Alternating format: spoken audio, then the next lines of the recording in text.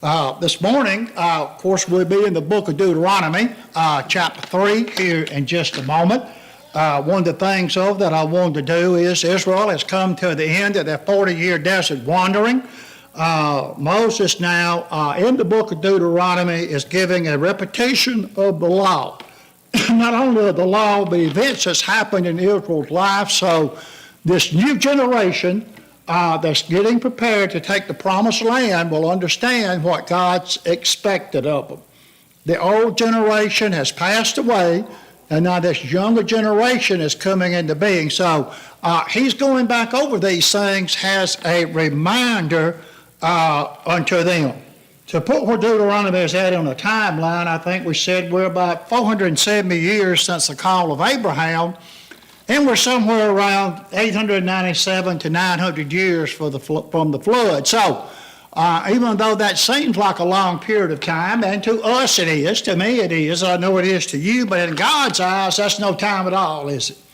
His word is still marching on. His plan is still being carried out. So with that being said, we'll turn on over to Deuteronomy chapter 3.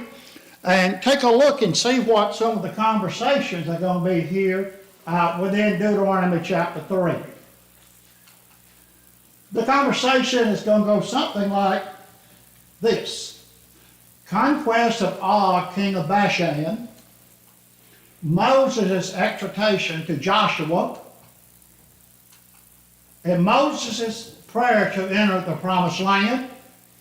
And Moses, of course, is going to be permitted to see it, but he's not going to be allowed to go in, as we all know. So that's what Deuteronomy chapter 3 consists of. One of the things that we started on last week in this, and I want to go back to it, is the map here showing where all this is going to take place, where all the settlement's going to be, kind of give us an idea, a picture in our minds at where we're at and what we're talking about.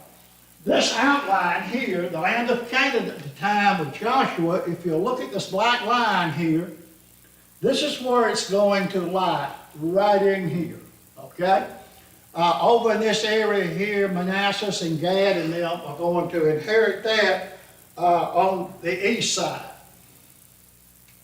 Let's see if my clicker will pick up that part. It may not. I thought it would. There you go. Okay. And this is what it looks like after the inheritance. As you can see, if you'll take this map here and overlay it here, looks pretty close, doesn't it? Okay? And what's going on here between the two. One of the things, though, that I want us to remember is down here, you know, this is going to still stay the Edomite kingdom. Those are the descendants of Esau that we remember. The Moabite kingdom is here. That was given to Lot's daughter's son, Moab. It's not going to do this. And here we have the Amorite kingdom. That was Lot's younger daughter's family. So these kingdoms are going to border Israel for the time being. Now later on, we're already seeing problems develop between the Ammonites and the Moabites and all those people. Later on, there are going to be a lot of battles fought between them. But for right now, God is trying to establish peace, and you have to ask yourself a question, too, if not, he's using this tribes in here as a buffer against the enemies of Israel from the east. So there is some thoughts on that. When you look at it, it talks about it, and we're going to talk about Bashan here in a minute, but right in this area here, the sons of Ham. This seems to be the primary target of the current conquest, is the Canaanites, the descendants of Ham.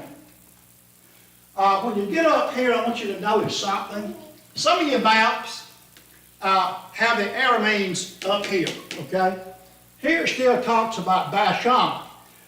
We know that Bashan extended down into here, and that the Israelites completely conquered Bashan. Some of your old world maps will still say Bashan here, but if you go and look at it, This is more in the Syrian area here. Some of these maps you kind of have to take with a grain of salt and compare them. You'll see some shifts somewhere in this, okay? So really, this up in here belongs to the descendants of Aram, son of Shem. More Syria, the sons of Shem settled more in the Syrian area, the Iraq area, the west side of what we call Iran today, back up in that area there. So this is probably more accurate if you look at the bigger picture than this, okay? But this is the area we're dealing with. This is what we're going to be talking about on the west side. We hadn't got to the east side yet, where a lot of things are going to take place, okay? A lot of tribes in that east side that's got to be conquered. So that's kind of where we're at. This kingdom here that we're going to be talking about while I'm doing this is more in here, okay? This is the region of Bashan here, okay? Where Manasseh is going to settle, okay? So, any comments or questions on that? Some of these maps, like I say, you just kind of have to look. Some of the more general locations have been lost in antiquity because of all the battles that was fought, the border shifting back and forth and things like that. One of the examples we used was in Deuteronomy chapter 1. Don't know that I've seen a map pertaining to Deuteronomy chapter 1, beginning at verse 7, when God tells Moses to tell this new generation at where this land is going to be. What's it going to encompass? And we talked about this. It's really interesting when you look at it. He says, turn ye and take your journey and go to the mount of the Amorites, unto all the places high thereunto in the plain. In the south, by the seaside, to the land of the Canaanites, unto Lebanon, unto the great river, the river Euphrates, okay? So that seems like the northern border was going to go to the river Euphrates. Well, if you look at that map, you don't see the river Euphrates. It's a little bit further northeast of where we're at, okay? But this is what Moses is telling them. And he goes on to say that also, when you look at it, the eastern border, the other border, behold, I have set the land before you, go in and possess the land, and I swear unto your fathers, so on and so forth. I'm just trying to do a quick overview. Well, when you look at it, it looks like the border did extend on up there toward the river Euphrates. And how we know this is found in 1 Kings chapter 4 and verse 21 that we covered, 2 Samuel chapter 8 and verse 3. It seems like that this is going to be the extent of the kingdom under Solomon and David. And it talks about David going up there toward the river Euphrates and taking some of that land back. So to the south, it looks like it was going to extend down maybe close to the Nile River. Of course, here again, these maps don't exactly reflect that. But this is what God said. So when you look at the bigger picture, this is a snapshot basic at the time of Joshua, when they go over in and what we're looking at. And then later on, when we get over into the book of 1st and 2nd Kings and 1st and 2nd Samuel, you're going to find maybe a little bit more information about at its peak, okay? Where did it extend? So that's kind of real interesting when you go there and you study it and you take a look at it. So any comments or thoughts of any of you brethren on that? While I'm going back, recapping some of this historical part of this and some of these maps, is because when you go out there and study it, this is what you'll run into with it. As far as I'm concerned, the Bible says it went up to the river Euphrates and going to the south toward the great river Nile. Guess what? That's where it went. Now, here again, some of this is lost in antiquity. Some of this is based on archaeological findings and things of that nature, okay? But the general principle of it, this would be correct, the general idea of it, of what's going on here. So, Ed, when you get over in that realm of the world, it gets confused and complicated in a hurry, don't it? They change borders and land like we change socks, don't they? You don't know from one day to the next what them folks do.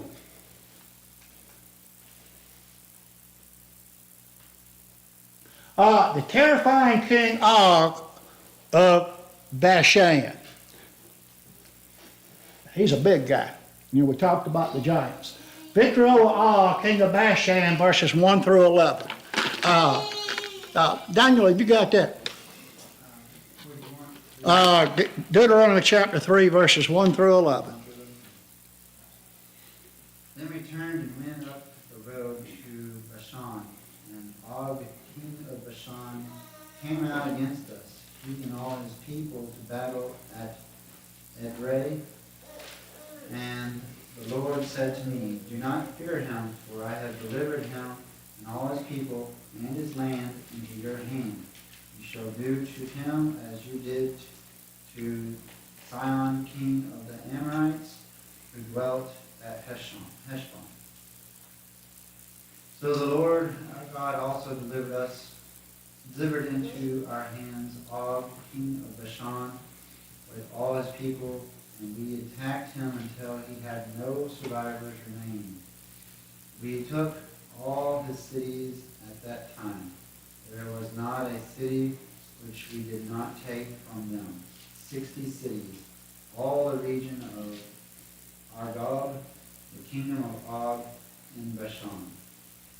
All these cities were fortified with high walls, gates, and bars, besides a great many rural towns. And we utterly destroyed them, as we did to Sihon, king of Heshbon, utterly destroying the men, women, and children of every city. But all the livestock and the spoil of the cities we took as booty for ourselves. And at that time we took the land from the hand of the 2 kings of the Amorites, who were on this side of Jordan, from the river Arnon to Mount Hermon, the Sidonians. call Hermon Sirion, and the Amorites call it Sinir. Shinir. All the cities of the plain, all Gilead, and all Bashan, as far as Salcah and Edrei, cities of the kingdom of Og in Bashan. For only Og, king of Bashan, remained of the remnant of the giants. Indeed, his bedstead was an iron bedstead. It is not in Rabathati. Yeah. of the people of Ammon. 9 cubits is its length, and 4 cubits its width, according to the standard cubit. Let me turn off his cell phone here. Okay?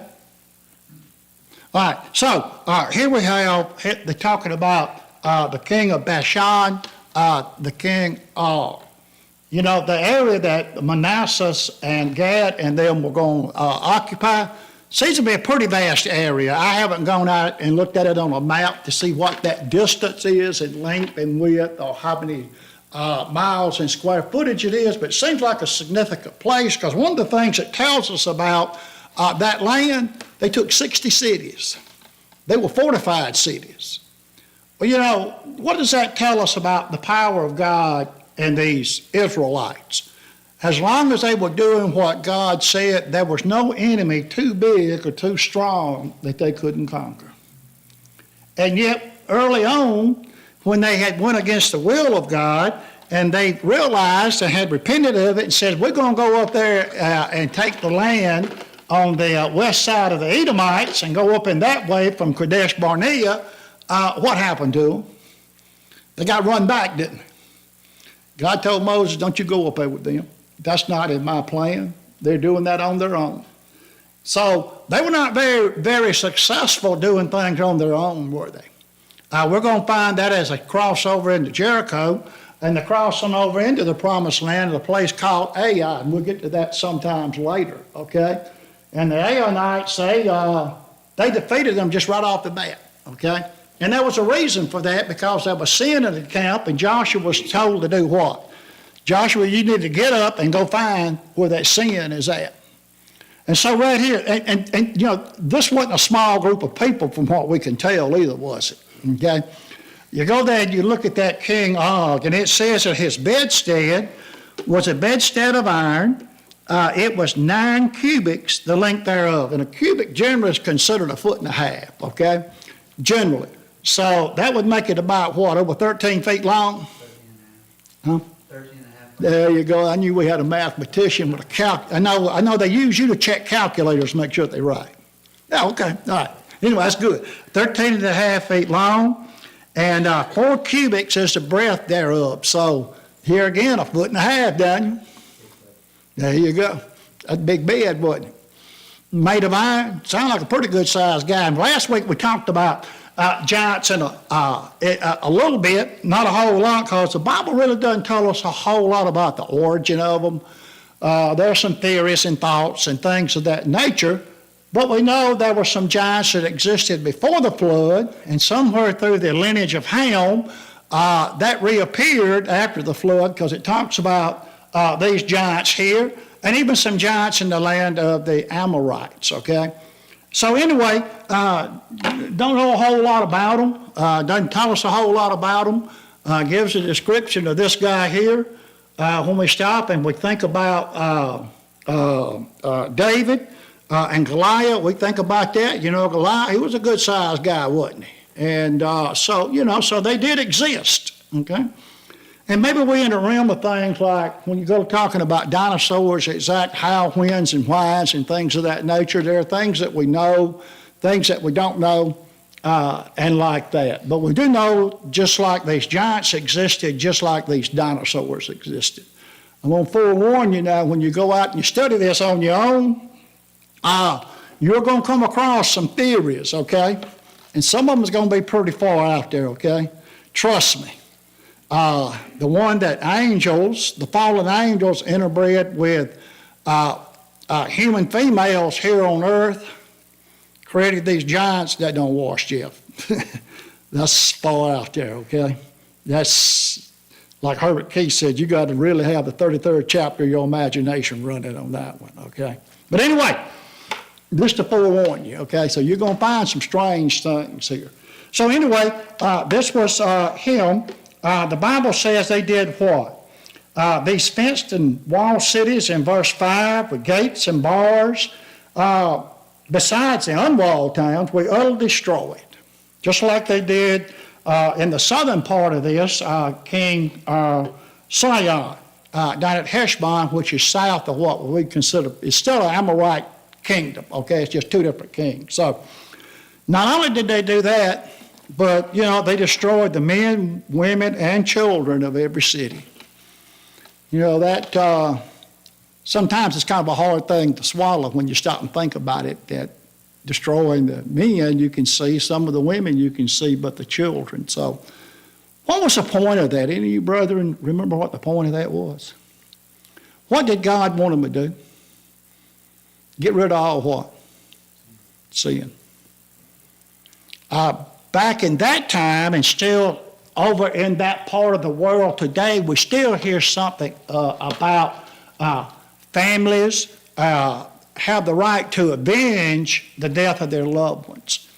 And so part of this has to do with the fact that God did not want a group to be raised up that would potentially take vengeance back on the children of Israel. In other words, you've created an enemy within, okay? So he wanted to get rid of all of them, okay? That way there wouldn't be no enemy laying there in wait that they would have to contend with. It also is a picture of getting rid of sin. These people were gross idolaters, okay? We've already seen a problem with idolatry with the Moabites and the Midianite woman over around Numbers chapter 21, 22, somewhere along in there, okay? So they're already having an influence upon Israel, aren't they? The Israelite brought the Midianite woman into the camp. Prior to that, we had Balaam. You know, there was a confederation made between the Moabites and the Midianites. They brought Balaam in to try to curse those people. So we can already see some problems within this, can't we, cropping up. So anyway, they were told to do that, get rid of all sin. So what does that teach us today? get rid of all sin, that a little bit of leaven that's left, no matter how small, can do what? Influence, can it? Okay. Okay. So anyway, that was the the idea behind that. So we find that this great king, this terrifying king of Og, was defeated. Took 60 of his cities. Just think about that now. This confederation, if you will, of Israelites were now right 620,000 men strong, okay? But they were still, in comparison, not what we would consider a formalized military unit, were they? Okay? Getting there, but were not yet, right? So who was their leader? God. As long as they did what he commanded, hey, he took care of the rest of it, didn't he? He made sure they won those battles just like he said they would. But one of the downfalls of Israel, and you could probably say the beginning of the end probably started longer than this point, but it is a point that we need to remember and take note of, is when they decided to have a king, you can just about look at it. That kind of started the downfall, the domino theory of the end of Israel as we know it. Because they rejected God, didn't they? They wanted an earthly king.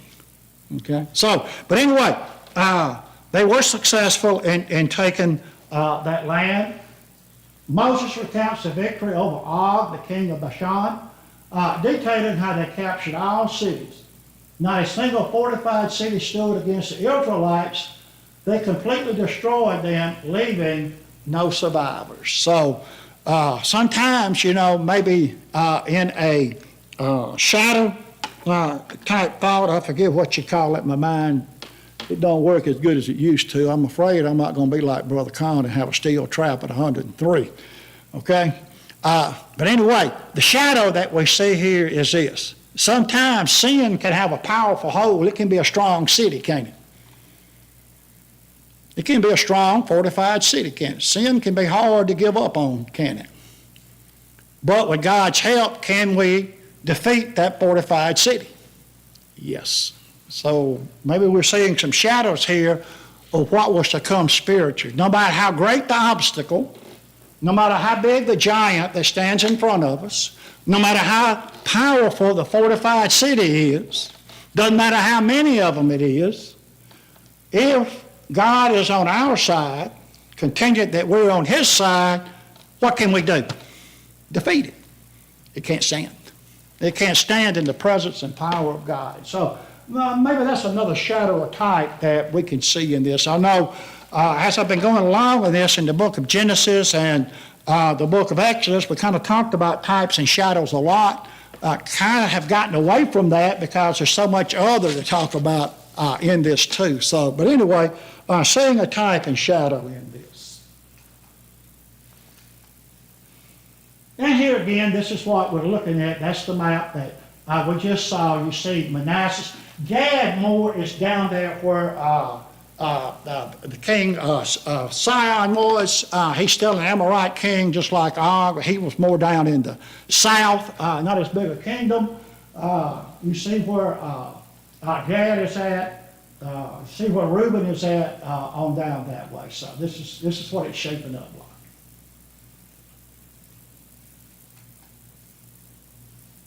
Division of the conquered lands, verses 12 through 17. Reed, have you got that?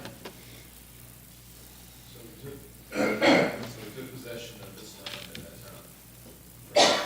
Aror, which is about the valley of Arnon, half the hill country of Gilead and its cities, and gave to the Reubenites and to the Gadites. The rest of Gilead and all Bashan, the kingdom of Og, and gave to the half tribe of Manasseh, all the region of Argob. Concerning all Bashan, it is called the land of Rephaim. Jair, the son of Manasseh, took all the region of Argob, as far as the border of the Geshurites and the Maccathites, and called it, that is, Bashan, after his own name, Havon Jair, as it is this day. To Machir I gave Gilead. To the Reubenites and to the Gadites I gave from Gilead even as far as the valley of Arnon, the middle of the valley, and the border and as far as the river Jabbok, the border of the sons of Ammon. The Arabah also with the Jordan as a border, from Chinnereth even as far as the sea of Salt Sea at the foot of the slopes of Pisgah on the east. Okay, so here he said where these lands are going to run. I didn't break it out where these borders were. I think this map has done a pretty good job of that. You can see where this lays on the east side. Here again, Manasseh was a big tribe, but they got land on both sides, didn't they? But on the east side, this is East Manasseh here. This is Gad here. This is Reuben here. This is the Dead Sea here, okay? The Salt Sea. And this is the Sea of Galilee up here. So you can see how all that is lying in there with what was going to be given them on the east side.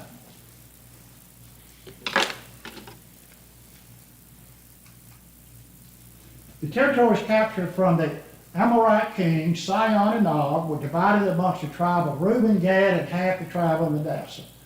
The specific regions and boundaries are detailed here, so it's showing where they are. Reminder. Responsibility of the Transjordan tribes, verses 18 through 20. Jeff, have you got that? And I commanded you at the time, saying, the Lord your God has given you this land to possess. All your men of valor shall cross over armed before your brothers and the people of Israel. Only your wives and little ones and your livestock, I know that you have much livestock, shall remain in the cities that I have given you, until the Lord give you the rest of your brothers as to you. They will occupy the land, and the Lord your God gives them beyond the Jordan. Then each of you may return to his possession, which I have given you. And I commanded Joshua at this time, your eyes have seen all that the Lord God has done to these two kings, and will the Lord do to all the kingdoms into which you are crossing. Okay, you can stop right there, Jeff. Not fear them. You can stop right there, Jeff. Okay. So what we got here is this. Notice what it says here, what he says to these tribes that's going to inherit on that side of the Transjordan. He reminds them in verse 18, and I command you at that time, saying, the Lord your God had given you this land. You shall pass over armed before your brethren, that the children of Israel that are met for war. Now, what this is, remember Deuteronomy is a repetition or reminder, right? What is this a reminder of? Numbers chapter 32 is the reminder of it, where Gad, Reuben, and Manasseh had petitioned Moses that when they go over there and take that land, we want to stay on this side. It's a healthy land. It's a good land.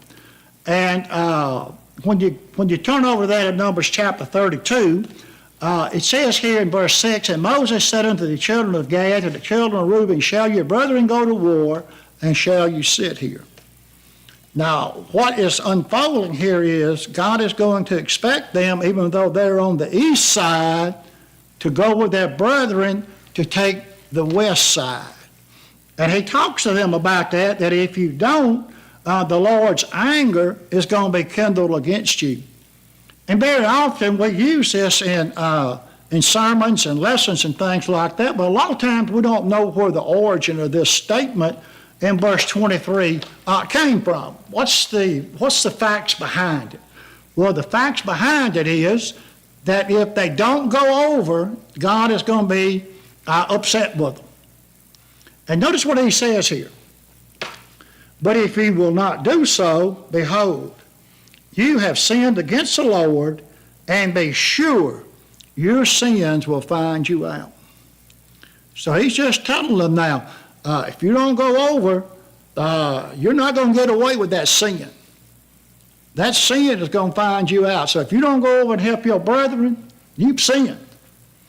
And so what God is really telling them, at some point in time, judgment's going to be netted out for your sin. So that's the background and setting of where we get that verse from a lot of times. Okay, it has to do with the three tribes on the Transjordan side and them continuing to help their brother and take the promised land. Because remember, the core part of the promised land is where? on the west side of Jordan. That's the core, okay? That's the meat and potatoes, if you will, okay, of the promised land. Any brethren got any comments on that or anything? When you think about it, it makes a lot of sense for them to have taken the fight to the Amorites at that time, because God's already said Moab has their land, Ammon has their land, Edom has their land, don't have to, I'll give them that. While God would protect the families that are still on the eastern side by them destroying the Amorites in the back of the people's mind, they don't have to worry about someone else coming in and attacking their family behind their back while they're over helping their brothers and their Agreed. relatives. Agreed. It's, And, Makes a you know, lot of sense I military. kind of look at it as a buffer point, maybe, kind of, sort of, even though we know later on the Amorites and the Moabites and all are going to do battle with Israel. They're going to invade Israel, and you're going to have the judges crop up. You're going to have people like Gideon and Japheth and those guys crop up to push them out. So, but anyway, you're right, yeah. but those only came into play because the Israelites didn't worship God as they should have. Hey, exactly. If they had maintained the correct worship to God, the Moabites would have left them alone. Yeah. They were only brought in by God to punish. Right, right, exactly. And it's just like when the kingdom is divided and finally destroyed, right? God used the Assyrians and them to do what? To punish Israel, because they had what? They had apostatized. So, Ryan, you know, when you really look at it and you just stop and think about it for a minute, it seems complicated, but it really isn't, is it? It's really kind of simple. The price for sin is what? Destruction, right? Isn't that? Okay? Now, what about those nations around about? Does God want us to live peaceably with the world? Yeah. So, if you look at Edom and Moab and the Ammonites, you could look at them as the world. God had told them, the Israelites, to do what when he passed through? Be peaceful with them. Who really brought the sin into the camp with the Midianite moment? Huh? The Israelites. That's what I'm saying. So the sin actually came into account from the Israelites, did it? You know, today, when the world comes into the church, who brings it in? The church or people on the outside? The church brings it in, though. Yeah, same principle. Here again, Greg, maybe some more shadows. Did you have something? Okay, all right. More shadows, right? So really the whole thing is not very complicated. It seems complex to us and even to me because of all these battles and all this intermingling of people and things of that nature. But really, when you look at it, God's principle is the same yesterday as it is today, isn't it?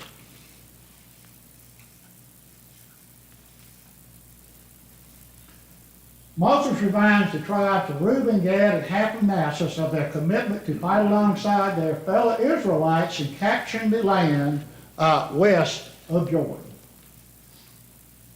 Joshua's leadership affirmed verses 21 and 22. Ryan, do you have that? And I commanded Joshua at the time, your eyes have seen all that the Lord your God has done to these two kings. So will the Lord do to all the kingdoms into which you are crossing. You shall not fear them, for it is the Lord your God who fights for you. Okay, so here Moses is starting to make the transition. We know Joshua has already been selected, and this is the Lord's doings, isn't it? To have Joshua. And, you know, he just says that, Joshua, your eyes have seen all the Lord hath done unto these two kings. And he had, hadn't he?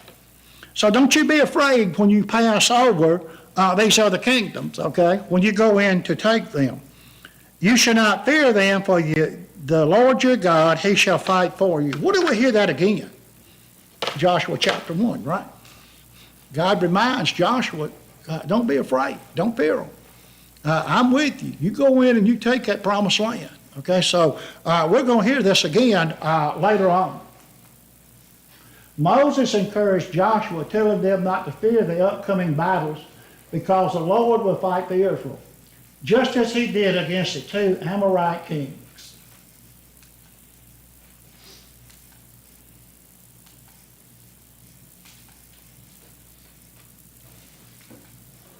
Moses' plea and God's denial, verses 23 through 29. Greg, have you got that? Also pleaded with the Lord at that time, saying, O Lord God, you have begun to show your servant your greatness and your strong hand. For what God is there in heaven or on earth who can do such works and mighty acts as yours? Let me, I pray, cross over and see the fair land that is beyond the Jordan, that good hill country and Lebanon. But the Lord was angry with me on your account and would not listen to me. And the Lord said to me, Enough, speak to me no more of this matter. Go up to the top of Pisgah and lift up your eyes to the west and north and south and east, and see it with your eyes, for you shall not cross over this Jordan. But charge Joshua and encourage him and strengthen him, for he shall go across at the head of his people, and he will give them as an inheritance the land which you will see. So we remained in the valley opposite Beth Peor. Okay, so Moses is petitioning God to let him do what? Let him go over into the promised land. He wanted to go over, didn't he? But what did God tell him? No, you're not going to go over. You can go up to Big Sky, and you can look over in it, but you're not going to be allowed to go over. What I want you to do is to charge Joshua. I want you to give him courage, and I want you to strengthen him. For he's going to be the one that's going to lead the people over in to the promised land. So that was even expectations out of Moses after God's denial, wasn't it? Okay? God knew best. And so we find that he wanted to go over, but he was not allowed to go over. And he says in verse 26, but the Lord was wrath with me for your sakes. Who's he talking to there? He's talking to them people. And remember, this is a repetition, a reiteration of what had already happened in times past. So what did he say? He kind of took a dig at the people, didn't he? Notice what he said there. But the Lord was wrath with me for your sake. Well, what had happened? Well, the sin that put the icing on the cake had to do with when he was supposed to speak to the rock and he struck it, didn't he? And he said, must I fetch ye water, ye rebels and uncircumcised of heart? Well, you may as well stab the Jew in the heart to tell him all that, okay? I'm not a linguist, but I understand that's about the strongest language that you can use in the Hebrew language. I understand as far as the language void of potential curse words and things like that, the Hebrew language is. In order to get curse words and slang language, I understand you had to import them like from the Greek or from the Arabic, okay? I'm not a linguist. That would be something Reed can kind of tell you more about, but it's what I've understood and have read over and over again. So that was pretty tough language for a Jew, talking to a Jew, okay, in that day. Okay, so Moses said, God was wrath with me for your sakes. What's Moses saying here? I let your aggravation get the best of me there.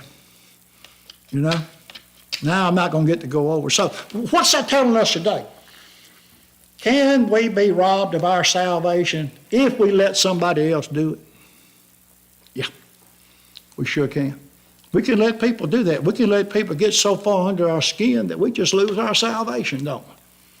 And we've seen that happen before, haven't we? We've seen that in the lives of people. So that is a great shadow warning, if you will, a type here too of what can happen with sin. This is why God wants all sin out of our lives. Wouldn't it be a terrible thing to get there to judgment and then wind up like Moses went to heaven? I have no doubt in that because he was seen at the transfiguration. This is the physical side of it, okay? Wouldn't it be a terrible thing to get to the judgment and be like Moses and can look over and see heaven's fair land and God says, you can't go in. You got this sin. Boy, that's powerful, isn't it, Greg? Something to stop and think about, Got right there, worked hard to get right there, and then come up short. You didn't get rid of the little sin that stayed in your life. So A lot of powerful lessons in this. Let me ring this bus for the first time.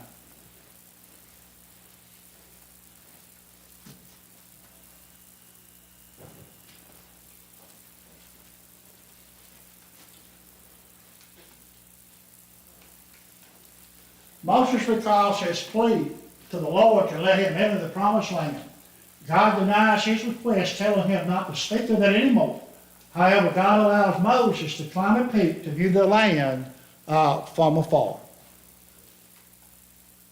What are some of the teaching points in this right quick look?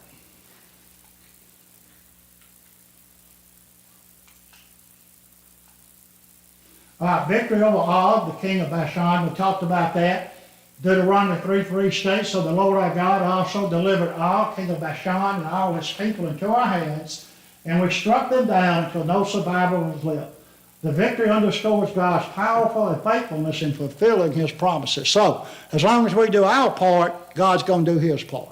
Okay? Distribution of the conquered land. Verses 12 through 17 details the allocation of the conquered territories to the tribes of Reuben, Gad, and half the tribe of Manasseh, illustrating God's provisions and importance of obedience in receiving his blessing. So their blessing was contingent on what? Them obeying God, wasn't it? Okay.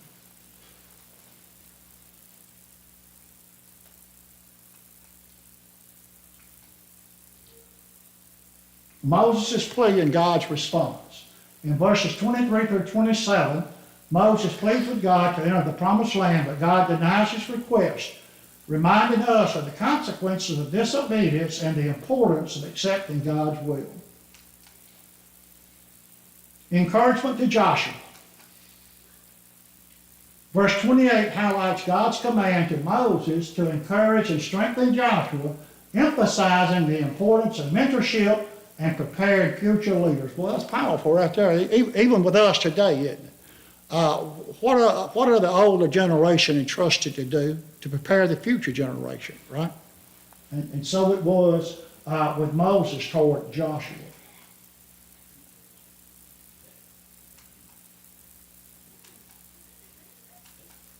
Oh, that's the end.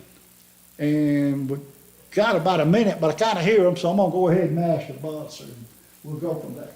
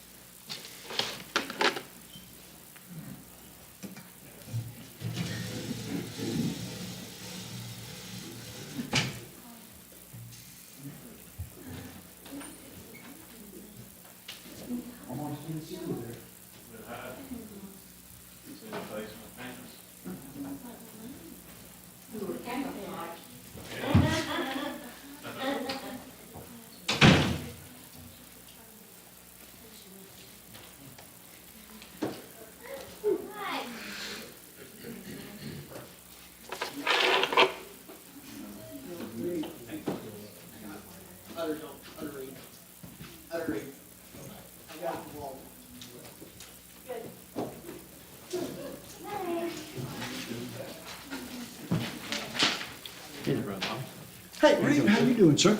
Good to see you. Bet you a sketch. Oh, a photo album. Cool.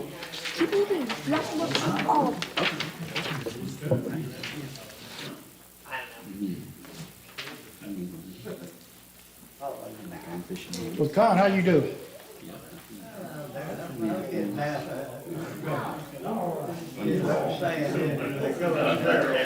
Did you catch anything?